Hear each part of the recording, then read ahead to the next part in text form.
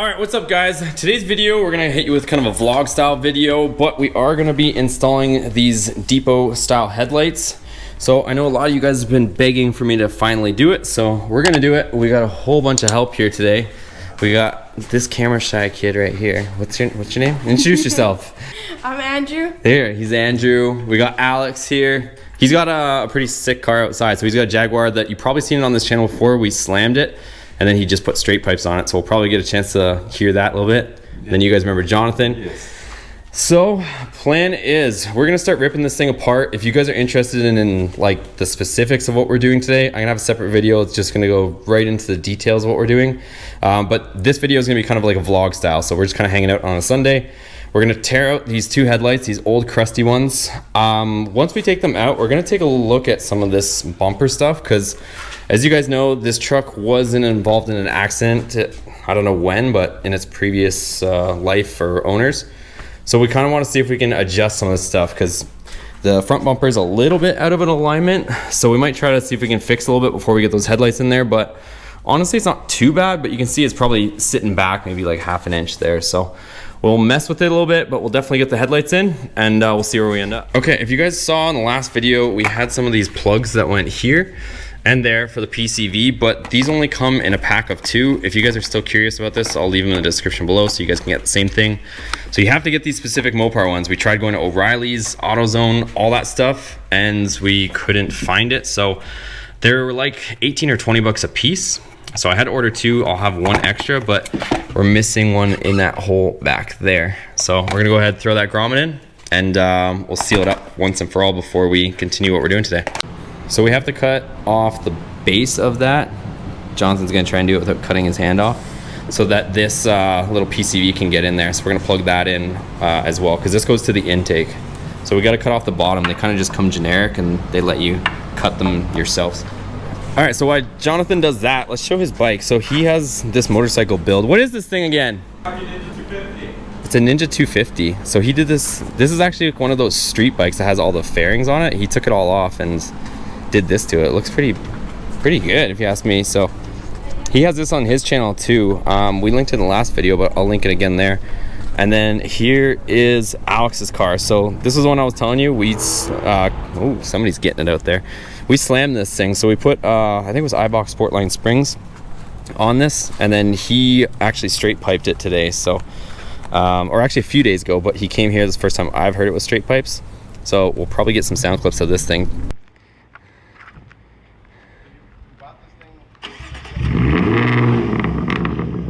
Ooh, it's loud. All right, give it a little shot of gas.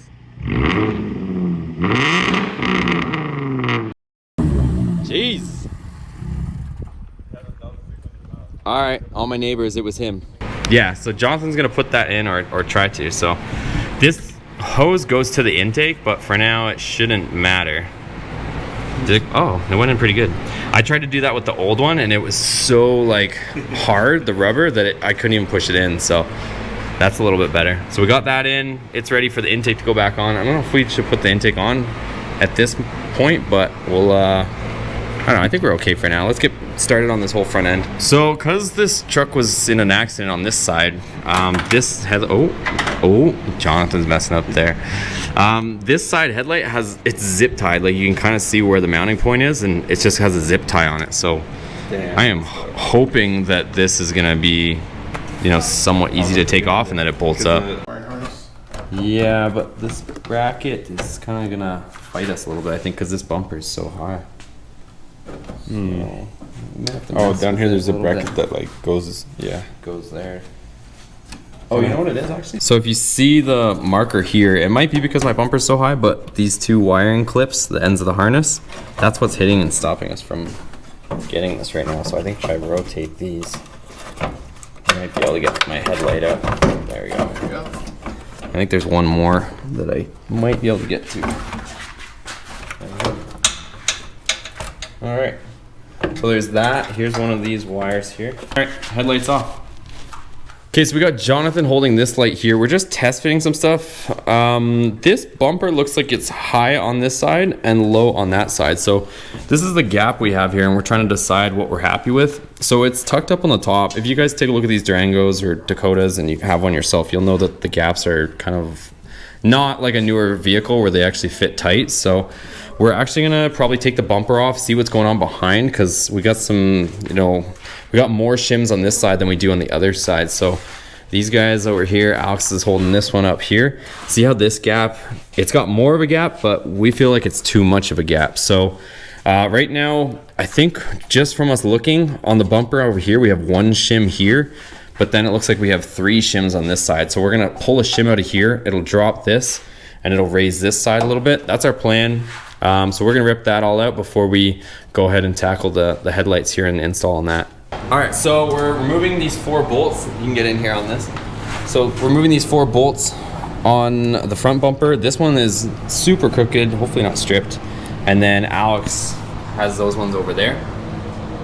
And then there's 2 more here. So this kind of triangle bracket that comes off the frame, we're gonna have to remove these, but these ones we'll have to put a wrench on the back to stop it from spinning. Or actually no, you put it from the back. So this looks like the head is welded in there. We just have to take the nuts off the back, and we'll get this bumper off so we can realign it a little stiffer. That other one that made the big crack noise came out super easy. Let me crack these and then I'll put a ratchet on. Oh, this one's nice and loose. All right, so we got Jonathan over here. We got the whole family over here working on this thing today. So we're taking out this bolt here. There's 2 bolts, which you can probably see from the back side right there, that are holding the bumper on. We already have them off over here.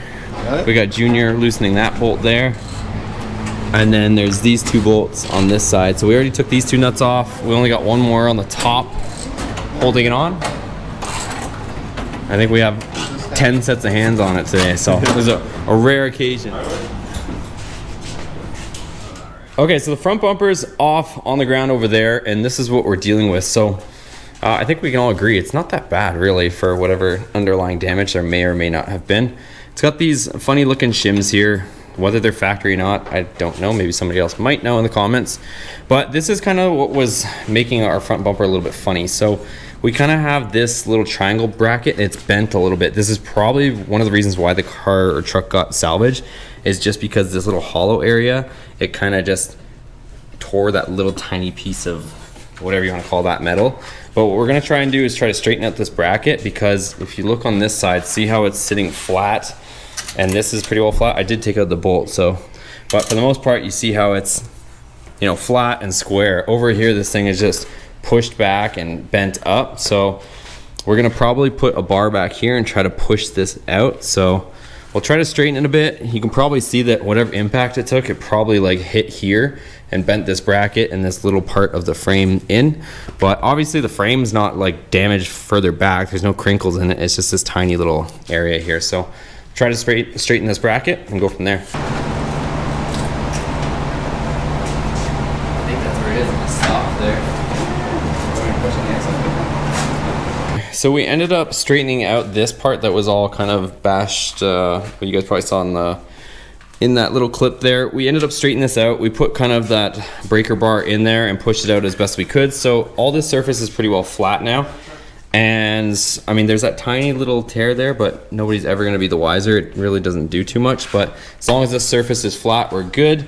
We're gonna mess with these brackets a little bit too. If you guys notice, they're a little bit bent up. These brackets bolt to the frame for the bumper, and they're a little bit tweaked. So we're gonna mess with this just a little bit, but there is quite a bit of play on these, so we should be okay regardless. But that bracket that Jonathan's holding, that triangle one that you guys saw all bent off, it was kind of like all bent like crazy. Like now it's gonna sit square on the frame, so we'll be in good shape. So we're gonna mess with it a little bit more, then we'll be able to throw the bumper back on, and I think it's gonna line up way better than it did before.